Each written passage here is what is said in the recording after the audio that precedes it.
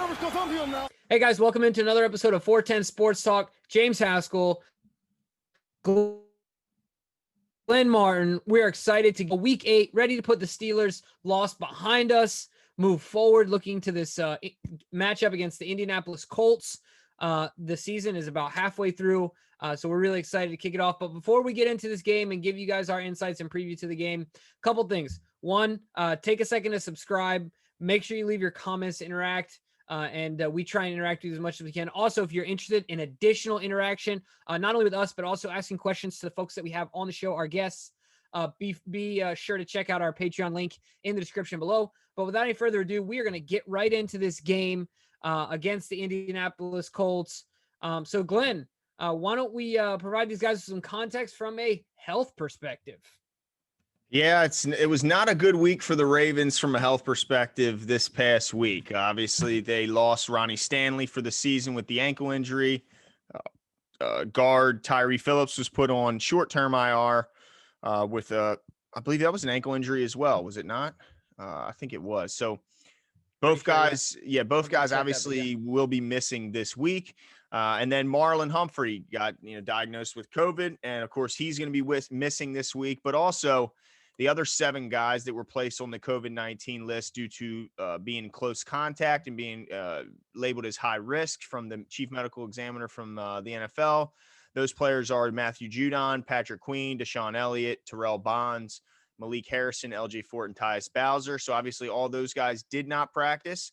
Now I still wanted to make it clear that if all those guys I just named test negative all week, they can still suit up and play this Sunday, but they will be missing all physical practices. They'll be able to do their virtual and Zoom meetings, but all physical practices will be missed by those guys. So obviously key contributors on the defensive side of the ball. So that's going to be interesting to watch. And then also Mark Ingram still not practicing, still dealing with the leg injury.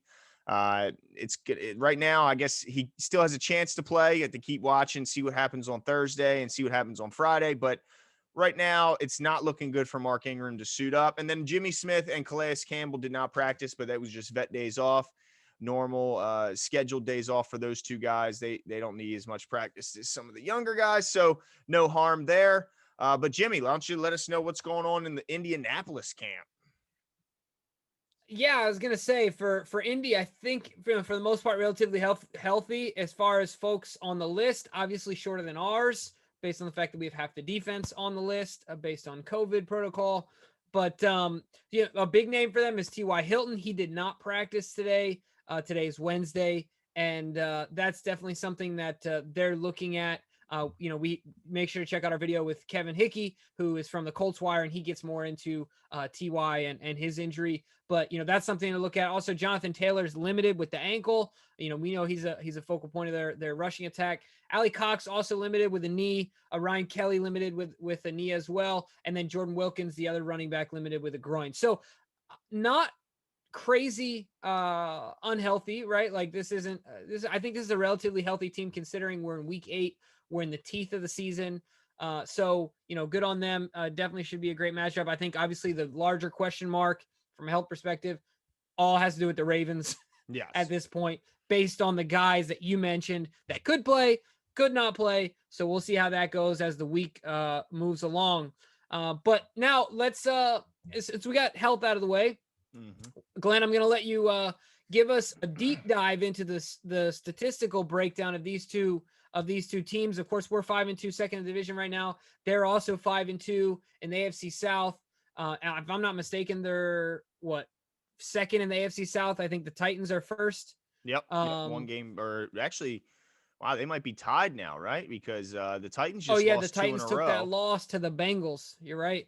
Yeah, after losing to the Steelers. So, yeah. So in similar situations, definitely both teams believe they'll be in the postseason. Both teams believe that they're contenders. So, Glenn, why don't you give us why don't you peel back the onion a little bit? Talk to us about the stats of these 2 teams.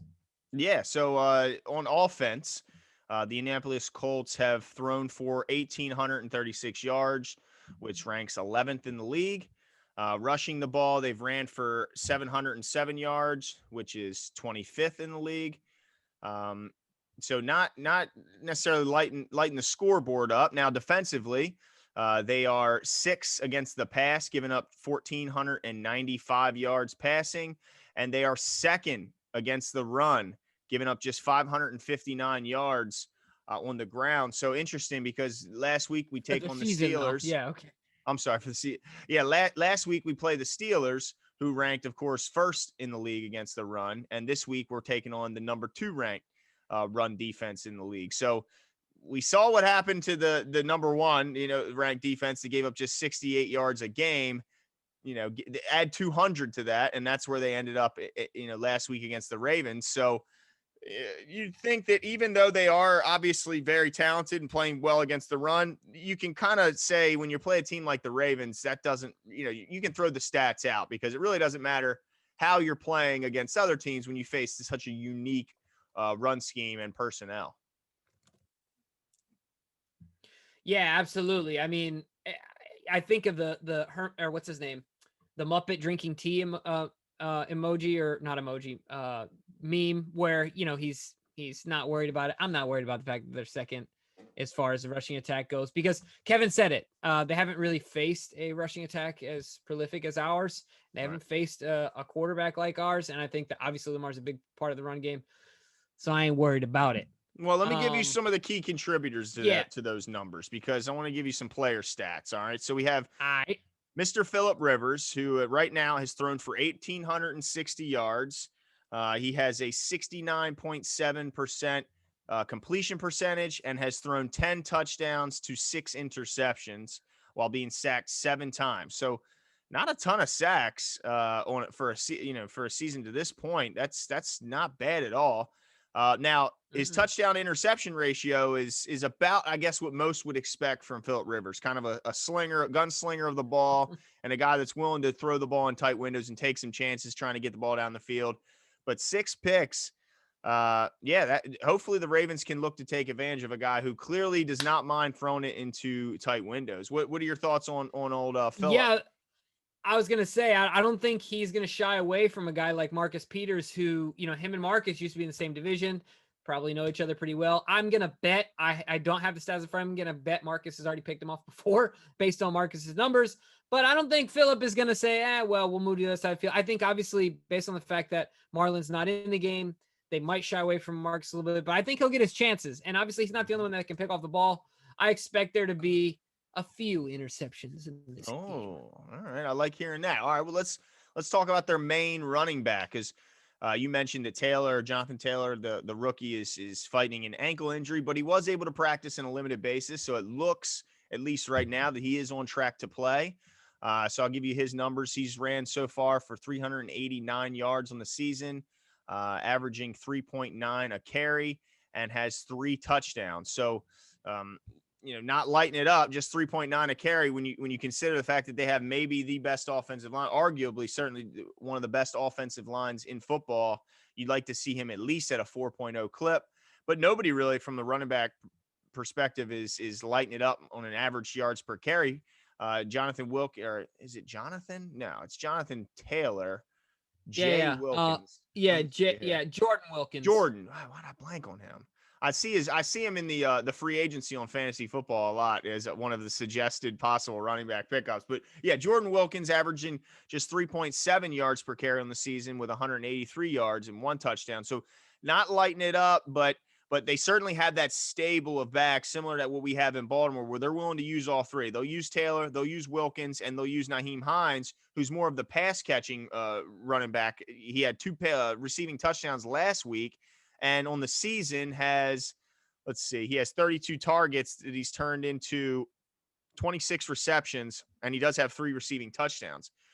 So a guy that gets action a lot in the passing game. So be on the lookout for Nyheim Hines, kind of similar running back by committee like we have, Jimmy. Yeah, we'll see how long that lasts. We saw a little bit of a change last week, and we're going to talk about that. Yeah, we'll get into that. Let me just give you one more quick little tidbit here, because I'm excited to just dig into it, dude. Sorry, I'm like jumping ahead here. Oh no, that's good. It's just I had to get into the receiving room because as you Yeah. mentioned, T.Y. Hilton is missing it, and that would be a big deal because he's played in all 7 games. He leads their team with 22 targets and with 39 targets, and leads their team with 22 receptions for 251 yards. Has yet to find the end zone, but clearly the biggest target getter. And then another guy who didn't come up on our call with Kevin is Zach Pascal, who is another receiver who's played in all 7 games. He's second on the team in targets with 34, and second.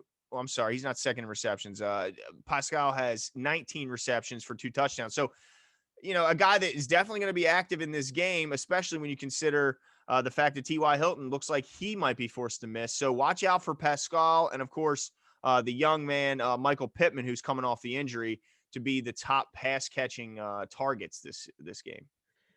Yeah, and I think that the second and third guys, you talked about Pittman, you talked about Pascal. Those guys are important in this game because we got Marcus and Jimmy. The rest of the guys we got in the corner, based on the fact that Marlon's out, Averett's been out, Bonds is out for potentially, and Bonds is already a practice squad guy anyway. It's not like he's the cream of the crop. No offense to Terrell Bonds, but we're going to have some interesting matchups there. So we'll see how those things go. Dude, I'm surprised you didn't give me any love for the TY celebration, dude. I didn't see you. I was reading, I guess. I was one thing about TY, every time he scores a touchdown, he remembers how to spell his name. Well, there you go. I mean, look, when you got TY, I mean, you got to take advantage of it. I mean, I'm out. My name's Glenn. What am I going to do out there? That's awesome. Well, let's do this. Let's jump right into our questions and concerns. Yeah. Glenn, you said it best. I was going to say, you said it best. I just want you to give me your reaction. I asked you what your concerns are before we started the show. And what'd you say to me? I said, how long you got? Because holy smokes, that last week was a doozy for all Ravens fans. I mean, when you look at the damage that was done to the offensive line, and then just a couple days later, we find out that the whole defense practically is out with COVID, or at least on the list with COVID. I shouldn't say with COVID. Only Marlon has tested positive, but my goodness, it was a heck of a bad week for the Ravens from an injury and a health standpoint. But so I guess I'm going to pose the first question to you, Jimmy. How do you expect to see this offensive line? We saw when Stanley went out, Orlando moved to left tackle.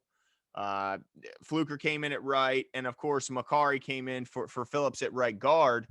Is this what we're going to see? Is this the lineup we're going to see going forward? And do you feel that they're limited from a play calling standpoint because of the guys that left or the guys that were injured?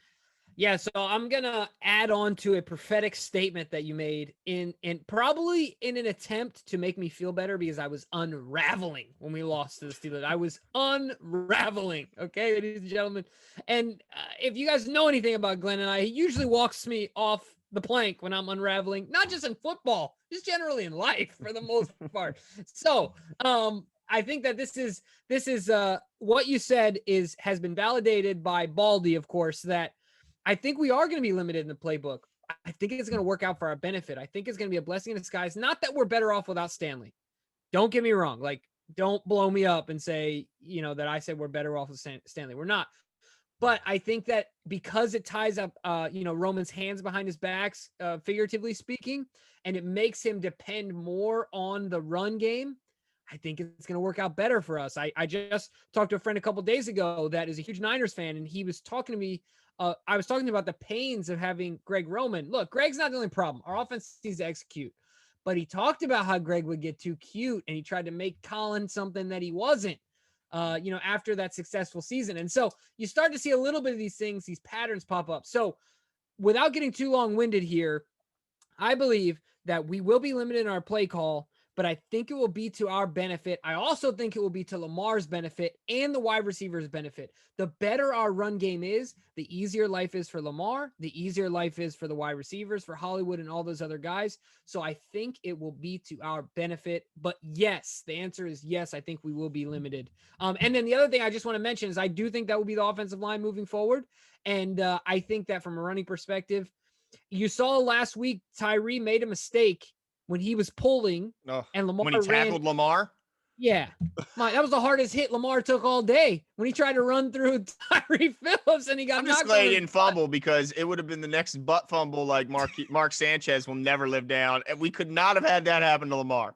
No, and especially in Steelers week, that would have just been terrible. Oh, that would have But been the but worst. I tell you what, I think that Makari pulling is while he's not as big as Tyree, I think that helps. I think he's a really mobile guy. So I think that does help us. But what about one of the things I wanted to ask you is we did a video on this and people had varying the comments were not few, they were many. The Mm-hmm. comments that, of course, we made a video about Hollywood Brown's tweet that he deleted, and apparently it came out that John Harbaugh texted him, and then he deleted it. Mm. And so he tweeted out, of course, that basically why have soldiers on your team if they're not used? Never is what he said in all caps at the end. Mm-hmm. So basically saying he didn't get enough targets in the game. Probably was talking about the entire receiving core, but we'll assume it was just him. What do you think will be the impact that has on this game? Now, before I say that, Lamar did say he blames himself for not getting Hollywood involved in his presser. So Yeah. talk to me, Glenn. What do you think that'll Well, end up that being? as far as the Lamar comment, I think that's just a good leader saying the right thing to the media, and that's what you'd hope he would say, and it's a good friend of his. So I assume, and I kind of like hearing that he takes responsibility, even though I don't necessarily lay the blame completely at his feet.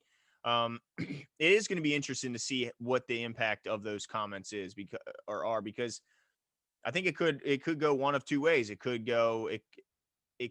make the coaches take a step back and say, you know what, maybe we aren't using all of our players to the best of their abilities, and maybe we could look to get Hollywood some more opportunities, both at the line of scrimmage as well as down the field as well. So I think it could go that way, or it could go. There could be some resentment there. There could be some frustration, and there could be less targets coming his way. I mean, it could be more Duvernay and more Prochet and less Hollywood. Now, I hope that's not the case. I hope that they are able to, sit down and come to an agreement and understand that maybe he was a little emotional. He was upset after a tough loss. Obviously, I mean, I can't imagine. You know how me and you are after a tough loss. How can you imagine if you're actually on the team?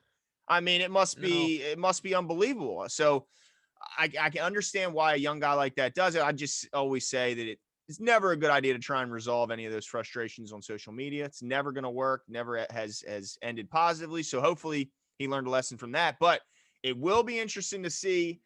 In my personal opinion, if I had to guess, I say that they try and make him happier. I say they try and involve him in the offense because a happy Hollywood Brown, it only makes the team better and it only helps Lamar Jackson, more because if a guy, especially a wide receiver, look, they run routes at 100%, 100 miles an hour, and majority of the time, the ball is not thrown their way. Even the guys who get heavy targets, the vast majority of their routes come without a ball coming their way. So I understand why that would be frustrating. I was like, man, here I am. I Yeah. just ran 35 passing routes and I got one target. I mean, I understand, why you'd be frustrated, but again, can't go turn to social media to try and fix that. But I do think that the Ravens make a concerted effort, get him the ball. I see him getting at least 5 to 6 targets in this ball game. Well, I'll tell you what, I couldn't agree with you more. I do think that they will try and make him happy. But one of the things I want to say is that Lamar is, like you said, a little bit of it is leader speak. We call it coach speak, but there's also player speak as well. He was gushing a little bit about Dez and talking about how he can't wait to see him out there on the field on Sunday. How long do you think it'll be before we see old 88 out there? Man, I mean, I'd be surprised if it was this week. But man, I would not be shocked at all to see him in week 10? Is it week 10? Yeah, I Week would not. 9. Well, next week is week 10, right? No, this is week. Oh, I apologize. Yes, you're Yeah. right. My bad. Yeah, so I wouldn't be shocked to see him in week 10. I think he needs time to learn the offense and get familiar, with his teammates and his coaches. But yeah, I mean, it could happen sooner than we think, especially if we can continue to see the struggles in the passing game. I mean, if they come out and they still are turning the ball over, we're still one dimensional where we only are moving the ball if it's a run or a penalty. In some cases, what we saw last week, that could kind of speed up that process. Now we saw Boykin get a touchdown last week. Does that stave off? Does that kind of delay the arrival of Des Bryant? I don't know. It could. But I think his big body, his ability to win the 50-50 balls, I think they're going to try and get him up here as quickly as possible for, even if it's just, hey, go out there. If they give you one-on-one coverage, we're throwing it up to you. Even if it's just simple spot and spot specific scenarios, I think the quicker he's up, the better. And what are you getting out of, I know I saw Chris Moore running down there. He was playing some gunner and stuff last week. He seems to be back, but you're not losing anything in the passing game by putting him down. So yeah, I think you bring him up as quick as you can, as long as he looks good, looks healthy, and looks ready to go. Yeah, I agree with you there. I'm excited to see what he can do. And I was going to say, I mean, one of the other bright spots of the Steelers game was, I don't know if emergence is the word, but the reminder that Willie Snead is a legit player.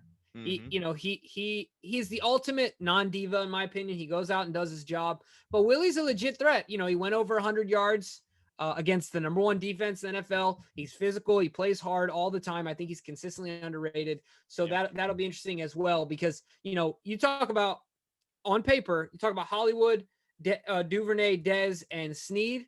That sounds formidable to me, right? A lot of different guys with a lot of different, tools in their tool set.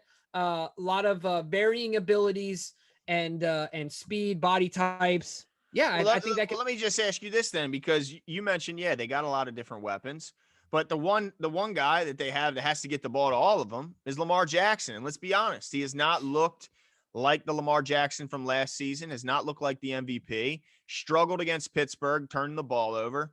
So how do you think Lamar Jackson will bounce back from his performance against the Steelers? Yeah, so I don't want to give anything away. Of course, last week I picked Lamar as my big game play, my big performance. Big game player. Performer. Big game performer. There you go. I got it. I appreciate that. For last week, that didn't happen. In fact, I'm starting to think that there might be a jinx that I'm putting on Lamar Jackson, but I'm going to double down here. So my answer to you is no. Lamar, kiss of death, right? Lamar Jackson is going to bounce back big time. I think that he's going to have, number one, no turnovers in this game. Number one, if he just had no turnovers against Steelers, we double him up pretty much, right? Yes. So I think he has no turnovers, but I'm just going to give you, I think he's going to have 3 touchdowns, 2 passing, 1 rushing. He's going to have over 200 yards passing and over 60 yards rushing. Wow. So to answer your question, hold on, did you just completely jump the gun and give your big game performer? My goodness. I had to. I'm so excited because I'm telling you, people are riding the kid.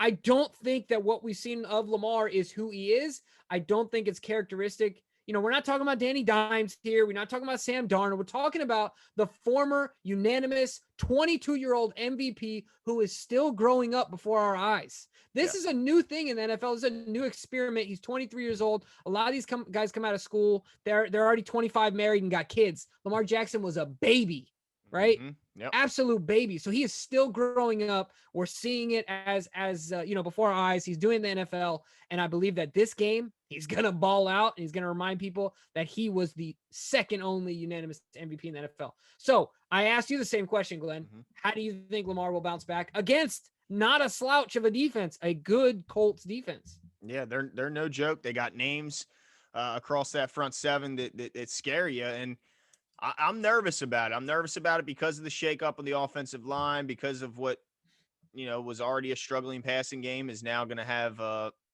in theory, worse pass blocking in front of it. So it's nerve-wracking. But I'll say this. I think that you're right. I think showing the absolute dominance in the run game against the best run defense in the league, they destroyed them at the point of attack. So I'm excited about the fact that I think going forward there will be, obviously there will be a heavy reliance on the rush attack. And I think that reliance leads to easier completions for Lamar Jackson off play action. And I think that's what we'll see. I think we'll see, high use of the play action, which Lamar excels at.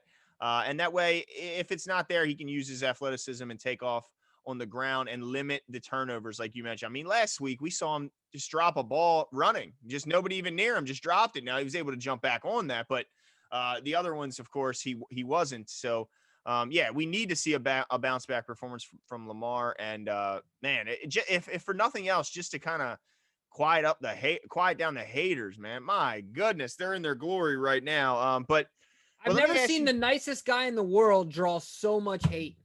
He's such a it's nice really guy. crazy. It reminds me of the Tim Tebow situation. Just two of the nicest people that you'll ever meet, and yet get the most criticism. And really, it's much more ridiculous for Lamar because of course Tim Tebow had a lot of limitations athletically, whereas Yeah. Lamar is of course the reigning MVP. So Well, kind of and then on top of that, Lamar doesn't really wear anything as far as like a stance, whether it's politically or religiously. He doesn't wear any of that on his sleeve. He just plays right. football for the most part. And he's not like a braggadocious, Right. cocky, none of that. Exactly. So No, it's you're just right. He's crazy to very. me. It is crazy, and especially because he's so likable. But let me ask you something about the backfield behind him, because it's looking right now like Ingram is going to miss. Might miss the game, I should say. He could still play, but if he is to miss, how do you want to see the breakdown of carries? Because Gus and Dobbins showed out this past week against the Steelers, as well as Lamar getting his fair share of the carries. But do you want to see more of Dobbins? Do you want to see more of Gus? How do you want to see the carries breakdown? Yeah, that's a great question, and I hope you don't mind. I'm just going to jump ahead really quickly here. Are you going to give another breakout performer? No. I'm not. I'm not. I promise. But I am going to say that Mark Ingram, if you watch the show, of course we know you watch the show. Of course. A lot of people we've seen on social media have been hopping off the Mark Ingram bus bandwagon. And got to be honest here, this is a tough position because he's a 31-year-old back who has had injuries last year at the end of the season. Now he's injured for the time being, and we looked really good last week. Mark, I just want to let you know, we still love you. We still love what you bring to the Ravens. Absolutely got your back. With that said, Oh no. with that said, I do think that Gus, based on his skill set, I think that the breakdown in carries should be somewhere around like 65-35, 60-40, leaning towards Gus because he's a high volume guy. I don't know if JK would, if Gus was our only running back, yeah, he has his limitations on third down, but I think that he'd be just fine if he was our only back, right? Yeah. But I think JK might, I could be totally wrong. I think he might struggle a little bit more in those dive plays, right? Where we just want 6 yards and the defense knows it's about to happen and he's got to churn for 6, up the middle, right? So I think having the combination of the two is great. But I don't think it's going to matter. What I really want is I want them both to be over 15 carries. Yeah. You know what I mean? Whatever the percentage breakdown, be it as it may, I just want them, I want them to be over 15 a pop, because both of them were putting in work in that last game, and I don't see that changing. But I have a follow-up question to you. Are we better without Mark Ingram? Man, I really, this is such a tough one because he's been one of my favorite people that we've ever had on the Ravens. I mean, he's incredible leader. The energy he brings, he's hilarious. I mean, when he's wired, it's by far the best episode of Wired. He's absolutely hilarious. The dancing, the fact that he's so willing to hype up other players, where in a game where it's all about, look at how good I am. It's just not easy for high level athletes typically to gush over other high level athletes, even if they are on their own team. But he has no problem hyping up Lamar, hyping up Dobbins, hyping up anyone who needs it. And that's what I love about him. And I still think he's a heck of a running back too. On top of it, I still think he can be a 3-down back. He can catch the ball. He can pass block. He can obviously run the ball. But my only problem has just been the fact that it's hard to get anybody going when you're trying to share the ball amongst 3 running backs and your quarterback runs the ball occasionally too, or more than occasionally. So I think it was just more of a numbers game. It just means it's like somebody had to be left out. And if it's got to be someone, I mean, I guess I'd pick Ingram, because it looks like he's not going to be here going forward, where it looks like Gus and Dobbins likely will after this season. But I don't want to sour on Mark Ingram, because he could still be still be a very important key to this offense. You mentioned how Gus would probably be just fine if he was the bell cow and had to do 30 carries, and I agree with you, but he also could get injured, and we could need Mark Ingram to come back. So I think it's going to be interesting. I almost wonder if the Ravens would prefer him to need to miss a couple games just so they don't have to make that decision just yet, because I don't Right. know how they work him back in, and I don't know how. Yeah, I just don't know how they continue to use all three at once. I think it's just so much easier to only have to worry about getting to the carries, you know? Yeah, and I think it's unfortunate because I agree with everything you're saying, but the unfortunate thing is that the only time we looked like a run team like we did last year was with him out. Yeah. In the last game, right? Where it looked reminiscent of what we put together last year. Obviously, that included him. I don't think we're a better team without him, but I do think that his role on the field might need to shrink to, like you said, he's probably, to me, equivalent to like the Jimmy Smith of the secondary, but he is in the backfield to where like absolutely grateful to have him. We need him there, and he's kind of the glue guy if someone gets hurt, someone's a little banged up, someone needs a breather. But I think the 1 and 2 have got to be at this point. Gus has proven himself over and over again. Just want to say for all those people, some of them we had on the show, hands picked, talked about Gus being out of here. I don't see anyone chirping anymore about that. So I think he's done more than needed to prove his point. So I think that Mark's role is going to be diminished, but I don't think we're better without Mark Ingram. I think that he is absolutely deserving of being in that 53-man rotation, in that 3-man rotation in the backfield. I just think that him and JK have now kind of swapped, right? Right. Yeah, it's more of a reflection on how good Gus and JK have been more than. Yeah, really. You're absolutely right. JK's taken off, looked great last week. You hope you don't have an injury, but if you do, you got a guy like Mark Ingram back there. But I have another question for you, Glenn, here, and this is a concern of mine because we defend religiously Mark Andrews on this show. People have come on here and said that he's inconsistent, have said that he hasn't taken off, but we remind them that he doubled up Kelsey and Kittle last year in touchdowns, and he's already got, if I'm not mistaken, 4 this year. But he was held in check against Pittsburgh. His stats outside of the 4 touchdowns aren't great. He's not lighting it up. How will he look in this game? Well, let me just correct you. He actually has 5 already on the season. Oh, 5 5 touchdowns. already. Sorry. So, yeah. So, I mean, yeah, he's still doing his thing. He's got 23 catches for 275. But you're right. He hasn't every game he hasn't shown up. He's had the Chiefs game where he really disappeared, and then the Steelers game where he didn't necessarily jump out off the field. But I think what that is just it's just a reflection of what other teams' defenses are doing against Mark Andrews. I think they're just saying, we know that this is Lamar's safety blanket. We know this is his guy he likes to go to in big time situations, whether it be third down or red zone. And they're just not letting him have it. I mean, even the catches he's made have been in tight windows and kind of threading the needle passes from Lamar. So I think it's more so just we got to start being able to get the other guys involved to try and loosen some of the coverage that Mark is seeing. I think it's just a reflection of other guys aren't scaring the defenses enough, and Mark Andrews is. So they're going to say, Andrews, you're not killing us over the middle. We know Lamar likes to throw the ball over the middle, so we're going to take you away. I mean, and they're doing it creatively in different ways, each team, but the point is they're taking them away. So I think that great teams find ways to get their best players the ball. And I'm sure every team goes into, games against San Fran when Kittle's healthy and they say, man, we got to take Kittle away. But somehow he ends up with, 8 catches for 100 yards and a score. And same with Kelsey. So even though teams are making an effort to take him out of the game, the Ravens have to make an effort to find a way to get him back in the game, him and Hollywood.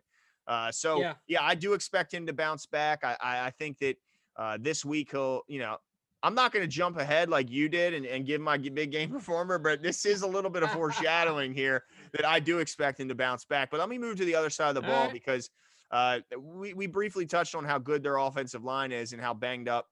Well, not banged up, but how our defensive front has a lot of members on the COVID list. But if they do play, which I think, right now they had all good results of the testing today, and as long as things continue to go, they will play. So who do you think has the advantage, their offensive line or our defensive front? Yeah, you're asking me to pick against the Ravens. I'm not gonna do that. But not just because of the Ravens, but because just name them, man.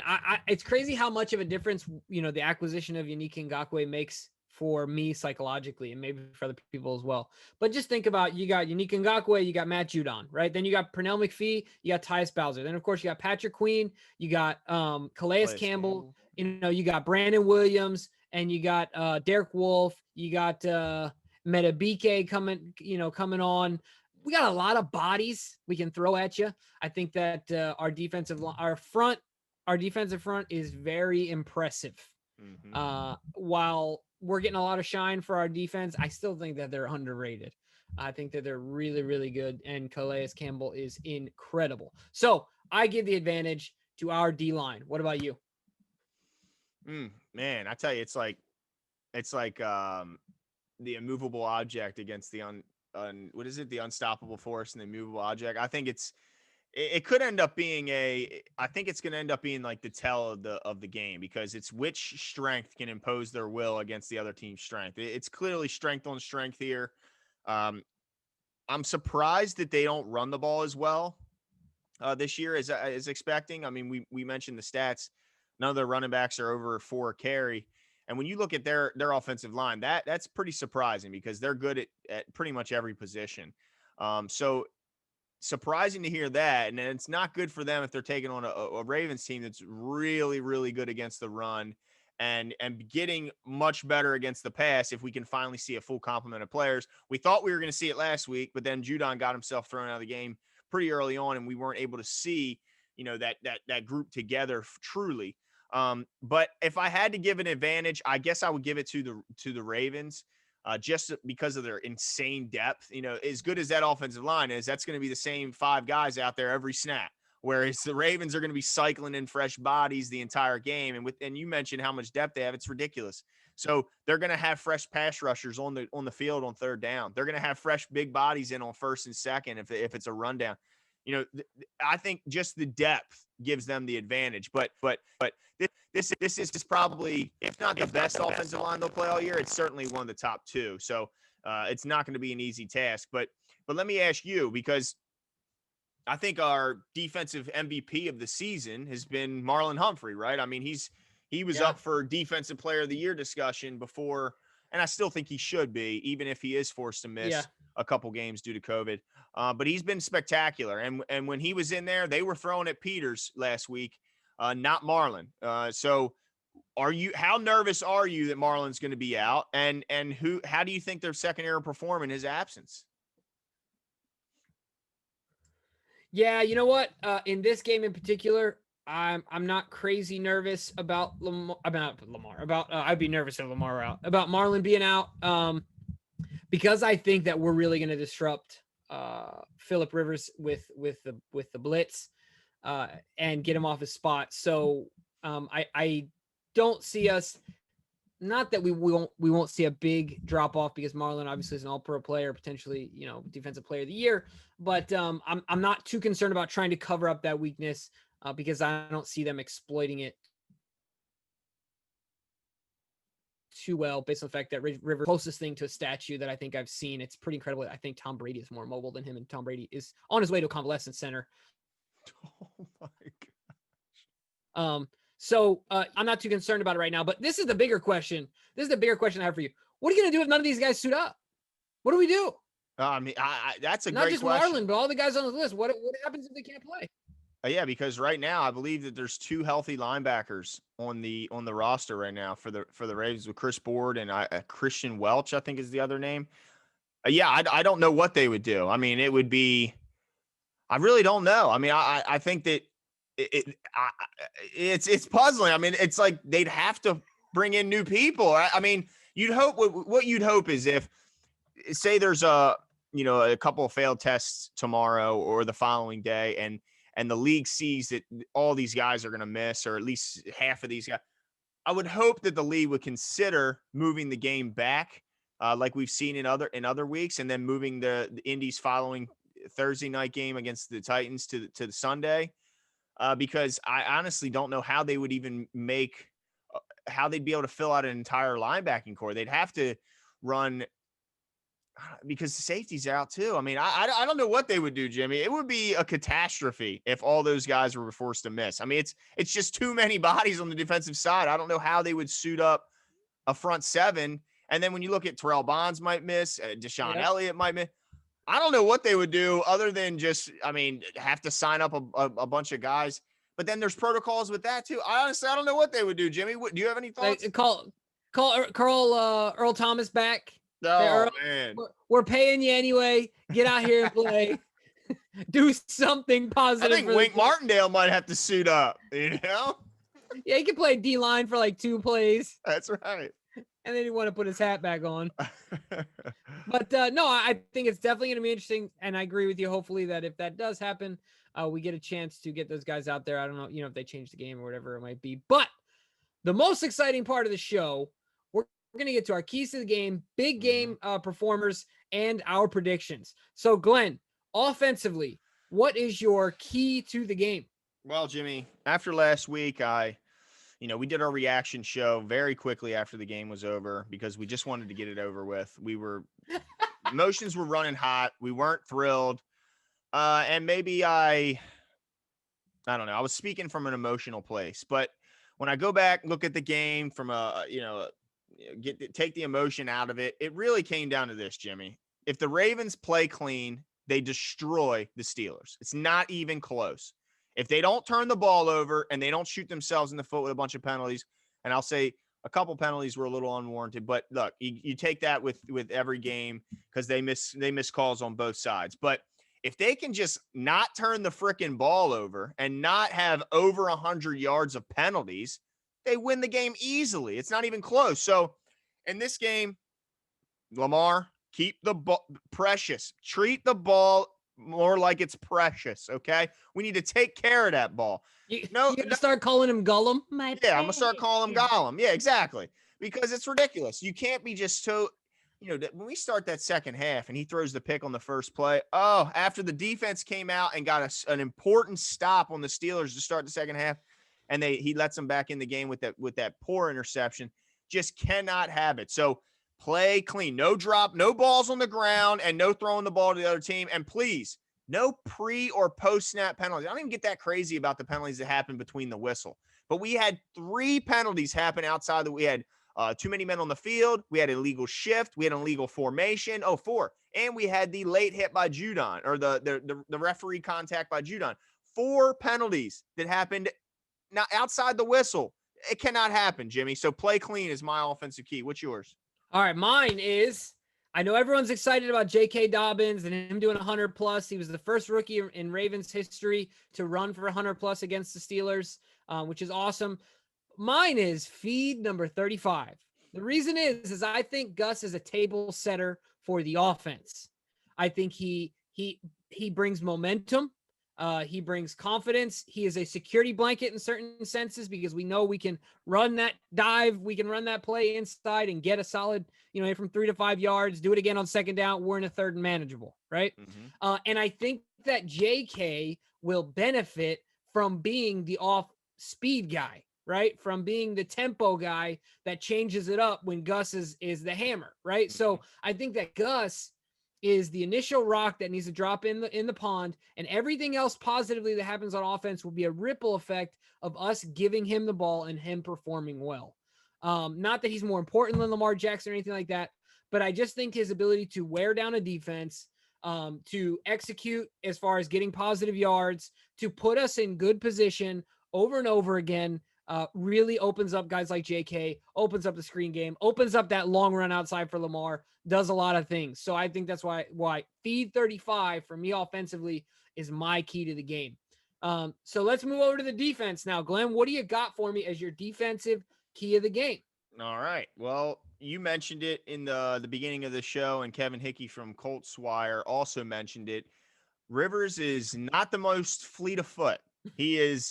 He does not move at all. I mean, he makes all his plays from the pocket. There is no doubt about that. He does not extend plays with his legs, and if he did, man, that would be surprising. So mine is just to get him moving. I don't want to see him comfortably standing in that pocket. I want to see him getting interior pressure. I want to see us coming off the edge. I mean, just get him moving, because really, if you can just get him off his spot, that's when he starts throwing to the other team. Okay. That's when he starts getting strip sacked. So just as long as he's not comfortable in the pocket, I mean, I'm not even asking for sacks. get the guy moving, hit him. And I think the sacks will come because of the fact that he is a statue. But I think the most important thing is just to move him off his spot, get him uncomfortable. And I think mistakes will come. How about yours? Yeah. So I just have a quick trivia question for you. Who has covered more ground in the past 20 years? The Johnny Unitas statue that is outside M&T Bank or Phillip Rivers? Oh, come on. Johnny. That's right, Well, baby. actually, didn't they move Johnny's statue? So he may have covered more ground if you count it. They moved him to the other side. That's what I'm saying, man. Man. Defensively, though, mine is around Phillip Rivers as well. But the way I'm going to say this is that two things. It's the same thing, but if we stop the run, Phillip is going to, we turn him into a 40-plus attempt thrower in this game. If he attempts 40 passing attempts in this game, 40-plus, if we make him do that by stopping the run, he's going to give the ball to us at least once, maybe twice. That's my key to the game. Make him throw the ball 40-plus times, and he'll give us a gift or two. That's, traditionally what Phillip Rivers does, and we look forward to it. So those are our offensive and defensive keys of the game. Guys, you let us know what yours are, but let's get into the big game performers. Oh, yeah, I got one for you. I almost nailed it last week, as you I'm sure remember. With I predicted Gus would get 2. He only got 1. But this time I'm going to nail it because here's the thing. On defense, they're going to look to target Patrick Queen. They're going to say, look, this guy, he missed all week of practice. He's a rookie. Phillip Rivers likes to get the ball to his tight ends. He likes to throw the ball to the running back out of the backfield. They're going to look to pick on Queen. They're going to think he missed walkthrough. He missed practice. He's not going to be prepared for this game, and they're going to test him, and he's going to surprise him with his speed. My prediction is Queen not only gets an interception this week, he picks off Mr. Phillip Rivers, but he also gets a sack and takes down that statue in the pocket. So he gets an interception and a sack this week. What's your defensive key? Wow. All right. Well, mine is Yannick Ngakoue and Phillip Rivers have a history. I don't know if you've seen the video of, Yannick and Phillip talking trash, chirping back and forth. We know that Phillip Rivers is the ultimate trash talker, the PG trash talker, with the old dadgummits and fricks out there. But I say that he is getting to the statue that is Phillip Rivers 2 times, not once. Count them up. Once, twice. He's getting his first and his second sack as a Raven. I think he's going to quiet old Philly Riv down. And you know what? I'm going to throw one out there. One of them is going to be a strip sack. Nice. Well, that would be much needed because when the Ravens win the turnover battle, they typically win the ball game. So let me give you my offensive big game prediction. Right. I got to go with a slump buster, I should say, because you mentioned how Andrews didn't light up the scoreboard last week. Well, I think he gets back in the end zone this week, and he goes for over 80 yards receiving. I think that although the Colts will certainly look to take Andrews out of the game, I think the Ravens will make a point to get him involved. And I think he gets a touchdown on one of those. Lamar's running around a little bit in the red zone, and they kind of just work a little off schedule, and he finds Andrews for the touchdown. So, yeah, look for Andrews to bounce back. Who you got? Well, I already kind of revealed it. Lamar Jackson, 3 touchdowns, 1 rushing, 2 passing, over 200 yards in the passing game, over 60 yards in the rushing game. Lamar Jackson is coming back. He's the unanimous MVP for a reason. Still believe in him, have all the faith in the world in him. And I look forward to Lamar bouncing back on the Colts. So let's get to our score. Glenn, I'm going to go first on this one. Go for it. I think we're going to take the Colts down 31-23. I think it will be 23 points only because I don't think that while that score is not super close, I don't think it's going to be a very competitive game. I think we're going to do some damage on the Colts. Now I'm feeling extremely good about the fact that a lot of people are saying, the Steelers are this, that, and the other. And like you said, if Lamar did something that is not of his nature, if he just played a clean game, we double him up. That makes me feel great. I got confidence going into this game and the rest of the season. They didn't look impressive. I ain't worried about the Colts. Their quarterback's 80,000 years old, and he's going to show it on Sunday. Yeah, I like that. I have the Ravens winning 27-23. I think it's I think it's a kind of a game that's similar to the Eagles game. I think it's going to be something where we jump out to a pretty big lead, and then they chip away at it and make it look a lot closer in the end. And it just the Ravens end up hanging on. But yeah, I think you're right.